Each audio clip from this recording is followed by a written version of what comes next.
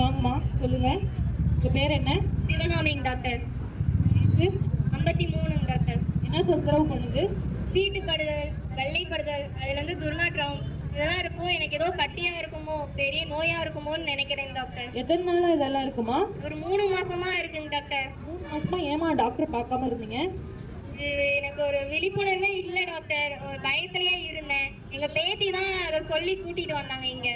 எந்த ஒரு அறிகுறிகள் உடல்ல தென்பட்டாலும் உடனே டாக்டரை வந்து பார்த்து அதுக்கான சிகிச்சையை நம்ம தொடர்ந்து பார்க்கணும். இல்லைன்னு இப்போ ஸ்டார்டிங்லேயே நம்ம எந்த ஒரு நோயை பார்த்தோம்னா அதை முழுமையாக குணமாக்கிக்கலாம். இதுவே 2ஆம் நிலை 3ஆம் நிலை அப்படி போனோம்னா கொஞ்சம் குணப்படுத்த லேட் ஆகும். அதனால உடம்புல எந்த பிரச்சனை வந்தாலும் உடனே மருத்துவரை ஆலோசித்து டாக்டர் கொடுக்குற சிகிச்சையை கரெக்டாக பண்ணணும். சரியாம்மா?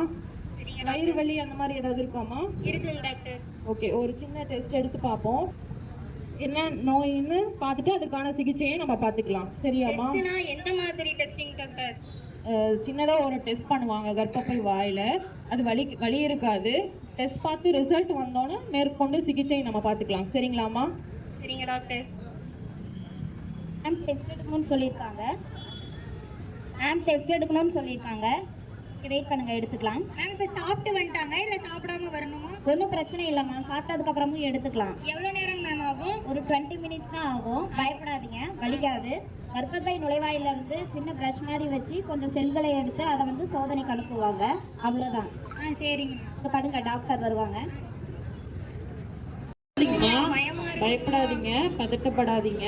ஒரு கெட்ட கட்டி இருக்குன்னு வந்திருக்கு. இதை நம்ம பயாப்சி பண்ணி பார்த்துட்டு என்ன கட்டின்னு பார்த்துட்டு நம்ம சிகிச்சையை மேற்கொண்டுக்கலாம். சரிங்களா? இது வந்து நீங்கள் ஸ்டார்டிங்லே என்ன ஒரு உபாதைகள் உடம்புல ஏற்பட்டாலும் உடனே டாக்டரை கன்சல்ட் பண்ணிடுங்க. சரிங்களா? இப்போ என்னோட பேத்தி வயசுல இருக்கவங்களுக்குலாம் அது வருமா டாக்டர்? உங்க பேத்தி வயசுல மகள் வயசுல வரவங்களுக்கு தமிழக அரசு HPV அப்படிங்கிற ஒரு தடுப்பூசி அறிமுகப்படுத்திருக்காங்க.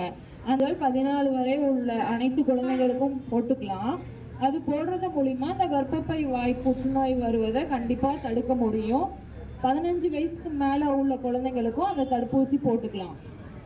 என்னோட பிள்ளைகள்லாம் கல்யாணம் ஆயிடுச்சு டாக்டர், அதை எப்படியோ தடுக்க முடியுமா டாக்டர்? திருமணத்துக்கு பிறகு அவங்களுக்கு ஏதாவது இன்ஃபெக்ஷன், வெள்ளைப்படுதல், அதிக ரத்தப்போக்கு அந்த மாதிரி வந்துச்சுன்னா 3 years ஒன்ஸ் பேப்ஸ்மியர் இப்போ நீங்கள் டெஸ்ட் எடுத்தீங்க இல்லையா, அந்த டெஸ்ட் எடுத்து செக் பண்ணிட்டோம்னா இந்த கர்ப்பப்பை வாய் புற்றுநோயிலிருந்து கண்டிப்பாக பாதுகாக்க முடியும்.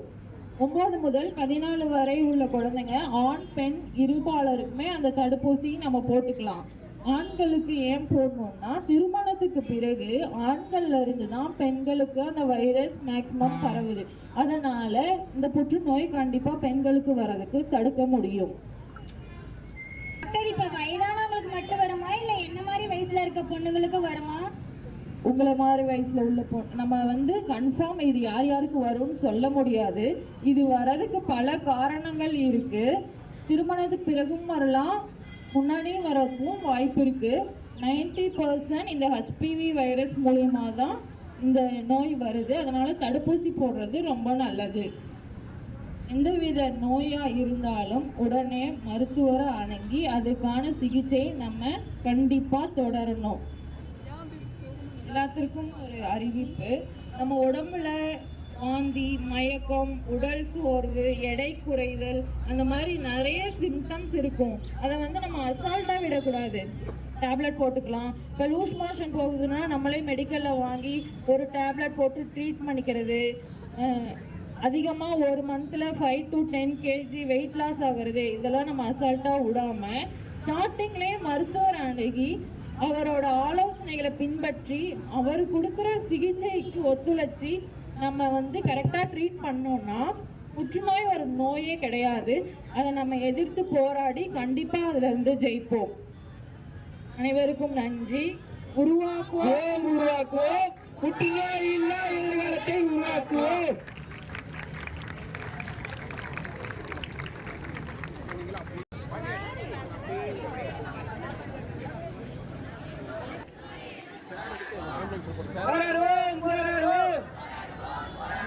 புற்றுநோயை எதிர்த்து போராடுவோம். புற்றுநோயை எதிர்த்து போராடுவோம். புற்றுநோயை எதிர்த்து போராடுவோம்.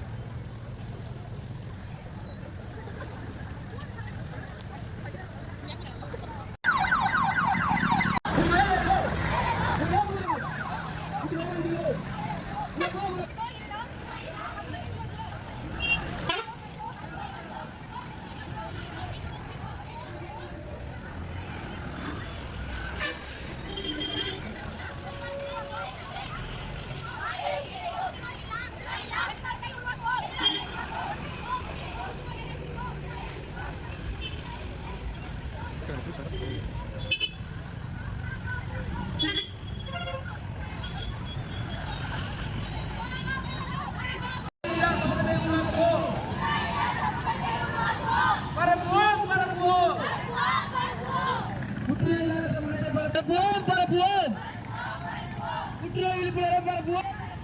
ஒழிப்போம் ஒழிப்போம் புற்றுநோய் வைத்தா ஒழிப்போம்.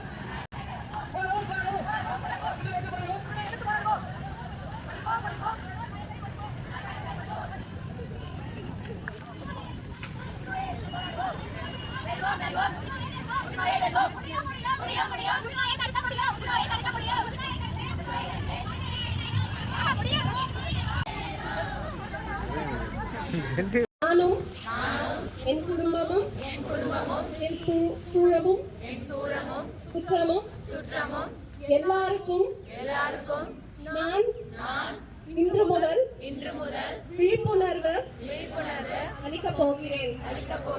ப்ரொசீஜர்ஸ்லாம் பண்ணி கண்டிப்பா காத்திடலாம். தேங்க்யூ. யாராவது தூணி இந்த பதிவு பண்ண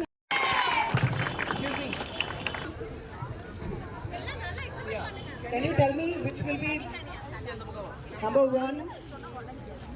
Any guess? Any other choice? No? Right. Number 14. She places first. Second. Can you guess second place? Fourth one. Everybody. Okay, that was as you said, second place.